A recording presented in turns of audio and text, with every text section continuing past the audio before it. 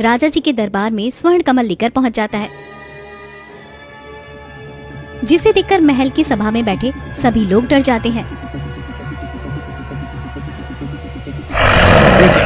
ये खतरनाक राक्षस यहाँ कहाँ से आ गया? सेनापति, कुछ करो। घबराओ मत, मैं किसी को कोई नुकसान नहीं पहुंचाऊंगा। परंतु तुम यहाँ क्यों आए हो? मेरे हाथों में ये स्वर्ण कमल देखकर आपको क्या लगता है कि आखिर मैं ये स्वर्ण कमल लेकर क्यों आया हूं? मुझे नहीं पता, जाओ यहां से।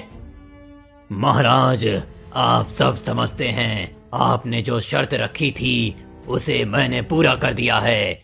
अब आपको अपनी शर्त के अनुसार अपनी छोटी बेटी की शादी मुझसे करनी होगी।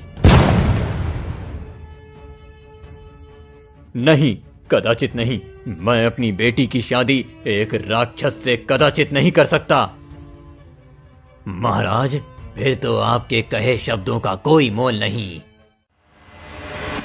क्या फायदा एक राजा के ऐसे बोले गए वचनों का जिसे राजा अपने फायदे के अनुसार बदल ले। फिर आपको ऐसी शर्त रखनी ही नहीं थी जिसे आप पूरा ना कर सकें। सभी की बातें चल रही होती हैं, तभी तीनों राजकुमारियां वहां पर आती हैं। ठीक है, अगर ऐसी बात है तो मैं इस बात का निर्णय अपनी तीनों बेटियों पर छोड़ देता हूँ। अगर उनमें से कोई भी तुमसे शादी करने के लिए तैयार हो जाती है तो मैं अवश्य ही तुम्हारी शादी अपनी बेटी से करवा दूंगा। राजा की बात सुनकर बड़ी और मंझली बेटी दोनों राजकुमारों को चुन लेती है और वही सबसे छोटी लड़की शांत खड़ी रहती है। उसे समझ नहीं आता कि वो करे तो क्या करे। क्या हुआ बेटी, तुम चुप क्यों खड़ी हो?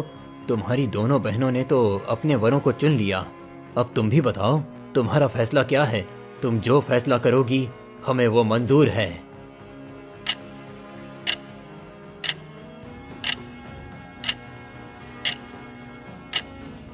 महाराज, आपकी बेटी जो भी फैसला लेगी वो मुझे मंजूर है।